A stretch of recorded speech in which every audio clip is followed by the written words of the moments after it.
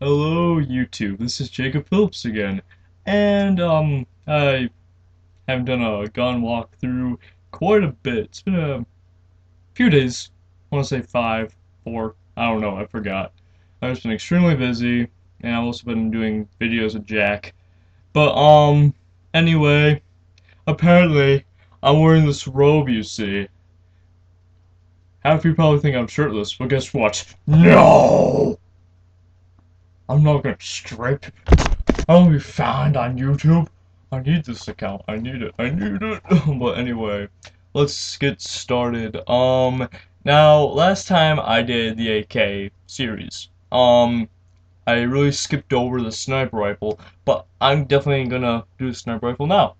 So I'm gonna start off with the R700 sniper rifle. Now the R700 was actually made in 1956. Just a little bit before the Korean War ended and before the Vietnam War started. Now, of course, R stands for Remington, so it's the Remington 700 sniper rifle. It takes,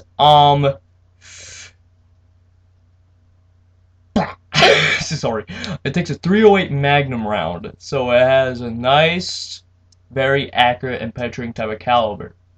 You can switch it around because actually it started off as a hunting rifle, but the military really liked it because one of the caliber and the range. It goes 15,000 yards, so that's actually extremely good for more tactical or scout sniping. It's dead on, very accurate. The clip size is at least 12 rounds. No such thing as extended mag or sniper rifle, sadly. It's bolt action. It now the 700 stands for the bolt. Actually, the bolt action part of it. It's a 700 rotisserie bolt. Because it's nice and smooth, so it goes by 700. And it can be like I said, it can take a 12 round clip, or it can actually go with manually putting the rounds in, so you can put one round in, fire, then put another round in. I actually think, due to that, you're gonna be putting a bolt in manually at each time you fire. That's an okay thing, cause it's not really. I just find it more useful, to be honest. But the clip is 12 rounds, so it's 50-50 for me. But I like to put the bullets in manually. Now I don't really have an R700, which sucks. I want one, but I do have a Red Hawk 454 35 ACP rifle. Now this has a very healthy 12 round clip too. It can also go to a 14 round clip. That's the magazine right there.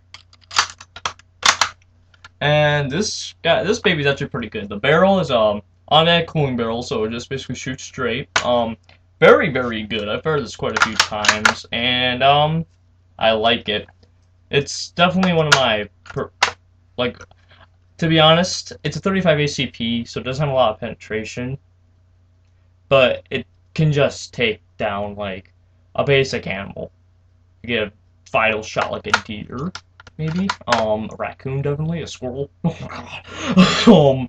But yeah, but some of these are actually used in the military. 35 ACP bolt action rifles for more riots, so they don't get kill shots. They just basically wound them. But yeah, I like it. I just prefer the fork sights. But anyway, back onto the R700. It's been used for mostly since the 50s into the 60s into the 70s, all throughout Vietnam, Persian Gulf, Iraq, Afghanistan, Kuwait, all there, because the special forces really like this gun because one has a healthy magazine, it's very good, very accurate for the tactical insurgent, or more of when an elite special team like Delta Force, Tier 1, Navy SEALs go in and they need a scout sniper to provide just watch, Overwatch. And I say use the R700 because it's just amazing. Now, for all of you that know, the R700 is like an Model for One That's my baby. That was my baby when I played Modern Warfare 1. I just run around with that thing. That was great. I love the gun.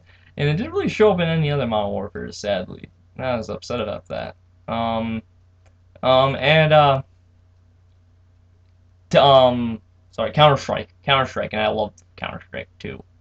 It's like, ooh, my baby. Uh, um, Now I actually have fired an R700 before. Down in Florida, where my uncle is. Yeah, he has a large selection of guns, and he had R700, so I fired that. It was beautiful. Oh, beautiful. It was the hunting version of it, so it just put manually full action. It's so deadly. Oh my god. But yeah, it's very good, and that is as much as the details I can go for. It's mostly wooden. Now, it's an all-purpose wood sniper rifle, and it's like it's the material is made out of like an oak or a tinder.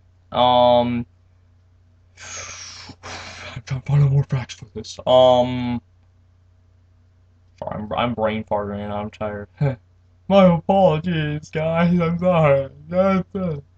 Uh, but let's see. Actually, you can interchange the barrels. Yeah, you can interchange the barrels because the thing is, as a big brother, the M24, you can interchange both of those barrels with one another because they're around the same time period and they take the same type of barrels. But the thing about the M24, that's actually for 17-yard distance, so just basically almost a mile. Um, so that and the thing about the R700, it is very useful in all terrain, like any type of terrain, desert, um, Arctic, especially jungle. Jungle is where it truly showed its capabilities during the Vietnam War, because actually there's a book called The Marine Sniper, and he had the most kills in Vietnam. I think he had over, I want to say 454 confirmed kills. That's really good. Really good. Damn. And he used the R700 because he knew that's easy to clean and it's actually not that capable to jam. Because it doesn't really use a large mechanism for it to fire because it's a bolt action rifle and you can easily clean a bolt action rifle. Um, and also the really cool thing about it is like the paint designing that like you can put on it. You can like put any type of paint on it, and it won't damage the wood at all because it has like the smooth type of chemical along it. So like desert combat, desert camouflage, Arctic camouflage, jungle combat, jungle. That's well back to like the special forces using it now. Delta Force Tier 1, they use the R700 primarily for when there's a hostage situation. Because usually nowadays, like when we're on the Middle Eastern side, like usually the hostages are taken to like smaller remote villages, so it's not that big. You can easily set up a guy at least 1,500 yards away to 1,600 yards away, and he can be with the R700 and take out the targets like around the perimeter. So Delta can go in and sweep in. Navy SEALs. Now, currently, not currently, a few years ago when they got Bin Laden, now, they, of course, so SEAL Team 6, they actually had scout snipers around the area, and they took out the primary support gunners along the ridges of the around the complex. And they used R700s because the R700 can use specific muzzles to hide muzzle flash or to increase penetration. Now, it's called the Zerotech muzzle. It's basically like a tube that's this big and probably like that long. And what it does is when the bullet exits, it doesn't, you know how you always curve the bullet, it goes like this and out. Well, by the time it gets to the muzzle, it goes like this, then exits, so it can go more up or down when you release it. So that's like really cool because the R700 can only take that type of muzzle. Probably you're asking yourself like, wait, you said the M24 and the R700 were related. Well, the thing is about the R700, it's like the old man of the sniper rifles. So it needs like that certain piece. M24s couldn't take that because it was manufactured in 1956. Um, so yeah, it's all about that. Um, well, that is really it on the R700. Now, I'm probably gonna move on to another sniper rifle right now because I haven't done a few episodes lately. Many, I mean. So the another one I want to talk about is the M40A1. The M40A1 was made in 1961 during primarily during the beginning of the Vietnam War, and mostly not many of the United States forces used it except the Spec Ops teams like Navy SEALs, Green Beret. Green Beret were the big ones. Their scout snipers were equipped with the M40A1 because they basically used everything from the M4 series to like they get the newest guns. They try them out. So they make sure that they're like okay, this is a good gun, this is a crappy gun, this is an alright gun, this is an amazing gun. So it's basically like that. The M40A1 takes a 7.62 by 54, or it takes the more heavy pounding, I want to say the 500 cap Smith and Wesson round, and that is really good too. It's basically like a 308 Magnum, but like the round itself is a more flat. The top of the round is flat, so you just get more penetration with it. So it can reach a target to 17,000 to 18,000 yards. It's really good. It takes a 8-round clip because the rounds, like they're pretty big, so you can't like a healthy 14 or 12 round clip. It has interchangeable barrels as well. Now, the M40A1 is related to the L96, aka the Arctic Warfare, but that's the British design. Because the inner parts of the gun cannot freeze. Any climate that's like below zero, it can't freeze, which is really good. So that's why some special forces that are basically mounted throughout Europe or training in Europe or have M40A1s because the gun can't freeze, the inner core of it can't freeze, so you don't have to clean out or break up the ice. Um,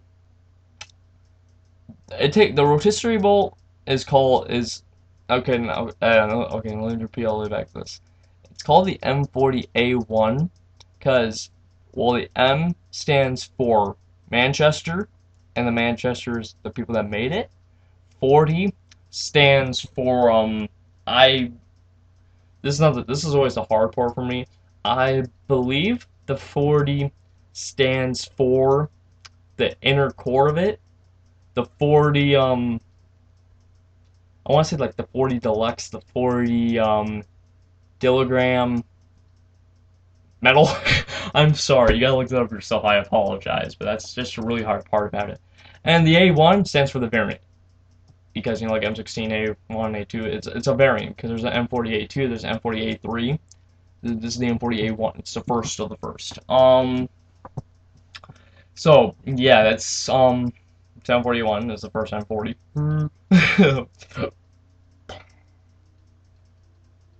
Now the M40A1, there is one minor flaw to the gun.